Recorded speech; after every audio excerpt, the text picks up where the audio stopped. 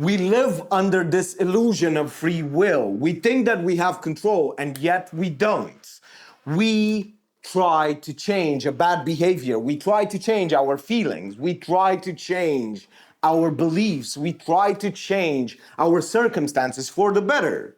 And yet we cannot. We know exactly what we should be doing, and yet we don't do it. We know exactly what strategies to implement, and yet we don't do them. We don't stick to them. Even if we try, no matter how hard we try, we cannot change. It's because we have no free will. But you see, here's the conundrum. Here's the paradox. We have so many memories when we've changed. Something, somehow, in our past made us change, and we cannot understand how to replicate that thing. Some of us have been able to really replicate those circumstances, and yet we didn't change again. So it's so interesting to see all of these things. You see, our biology, our minds, our emotions, our past, our circumstances have more control over us than we do.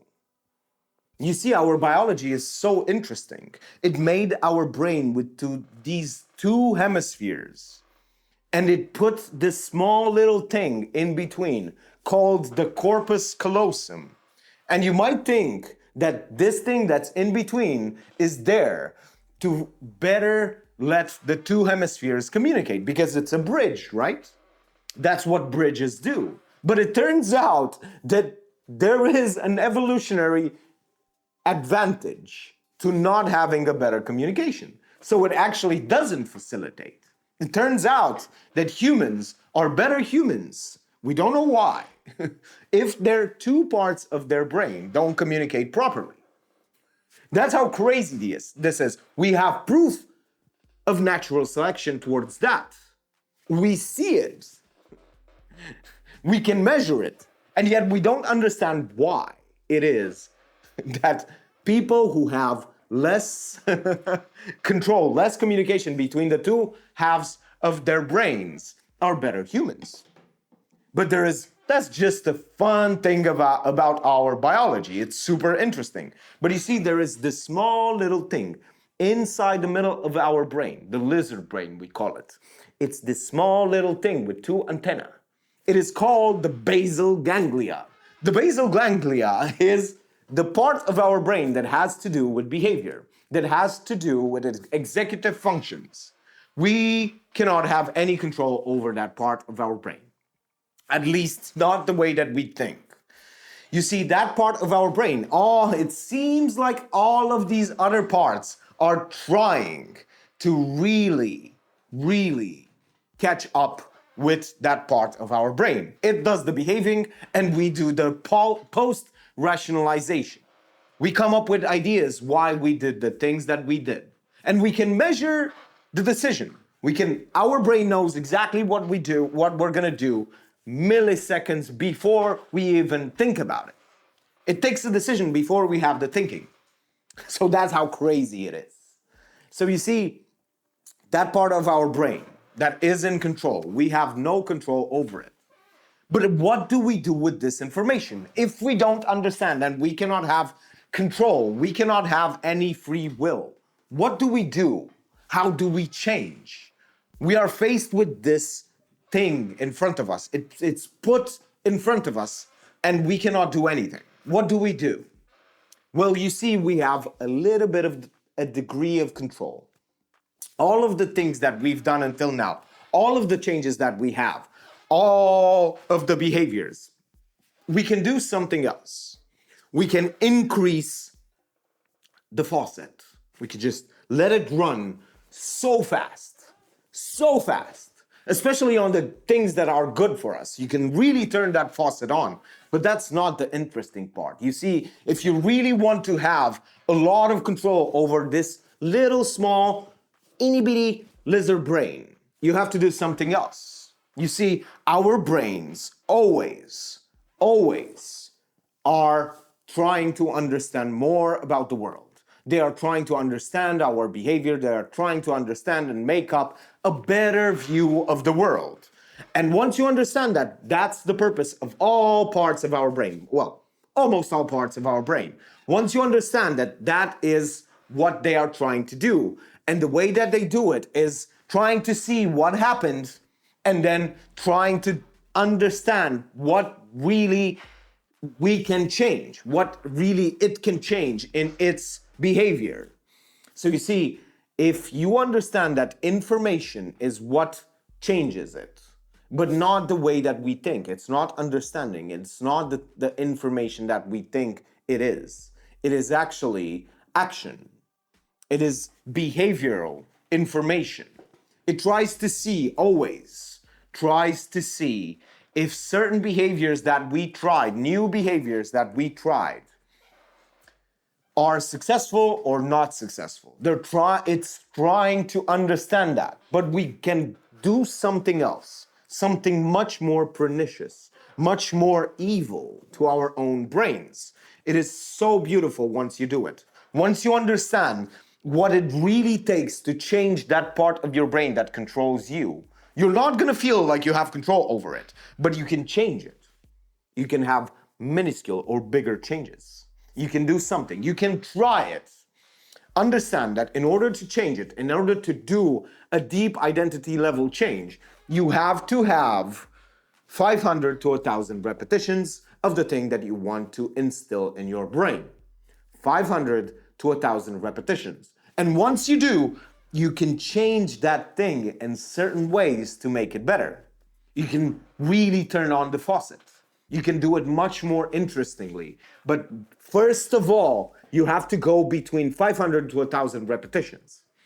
You see, when you do, you overwhelm, especially if you do it super, super, super fast. You overwhelm your mind. It doesn't have the ability to process all of that information. You force it to change because it cannot find the reasons. It cannot find the past behaviors. It cannot see if it's a good idea or a bad idea. You have to do it so many times, so fast, before something bad happens. Because if something bad happens, if something horrible happens, or even something good happens, then your mind will process it and will always attach that to that thing. But if you go so many repetitions and you do that and you show your brain that nothing ever happens if you do that behavior, if you can do that, if you can find a way to do all of these repetitions and you overwhelm the thinking mind, you overwhelm all of the parts of your brain will let you change. It will let you access, indirect access. That thing will become part of you. That behavior that you started will have so much inertia, so much momentum towards what you want to do that it will change your brain. But we never do go into the thousands of repetitions. We try to do as much as possible, and that's the wrong approach. It is not the duration that's important for change. It is not the duration that's important for change. It is the number of repetitions. If you go between 500 to 1,000 repetitions, I can guarantee you, you will change your brain forever. You will have this part of your brain, this highway, this new-found power inside of you to understand how to change your brain. It is not truly controlling your brain. It is not having free will, but it is true change. You can change it. So there are two takeaways. You can turn on the faucet. You can turn on the faucet of all of the things that you are doing good in your life. That is the first and easiest way to change. The first and easiest way to win more at life. The second part is go into the thousands of repetitions with new behaviors.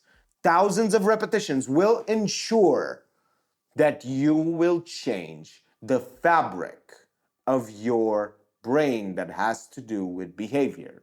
You force it to change, but in a way that you don't actually exert any control over it or any force. It will not feel as if it's forceful. It will not feel, because once you go over 38 repetitions, that's the key here. But I don't want you to think that this is just about habits. It is not. It is going beyond the habit into that part of your brain that really has control over you. A habit can be broken so easily. But you see, over the 38 repetition mark, that's the median. Studies have shown that after 38 repetition, you start to build a habit. You have a habit. But if you go into the 500 to 1,000 repetitions, you will be changed. You will change your behavior.